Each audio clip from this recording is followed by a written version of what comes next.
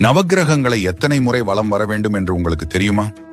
நவக்கிரகங்களை பற்றி வழிபடும் போது அந்தந்த கிரகத்திற்கும் உரித்தான எண்ணிக்கையில் சுற்றி வழிபட வேண்டும். அதாவது முதலில் 9 முறை சுற்றி வணங்கிய பின் அந்த கிரக அனுகிரகத்திற்காக மேலும் விசேஷமாக சுற்றி வந்து வழிபடுதல் வேண்டும்.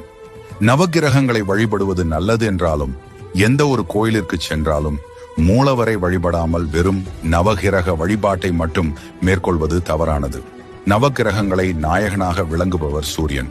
நமது இந்து மதத்தின் 6 பிரிவுகளில் ஒன்றான செளரம் என்பது சூரியனையே முழுமுதல் கடவுளாக கொண்டாடுகிறது. இருகரங்களில் தாமரை ஏந்தி வலப்புறம் உஷா, இடப்புறம் பிரத்யுஷா என 2 மனைவியருடன் 7 குதிரை பூட்டிய ரதத்தில் கம்பீரமாக வலம் வருபவர். எந்த கிரகத்தை எத்தனை முறை வலம் வர வேண்டும் என்று பார்க்கலாம்.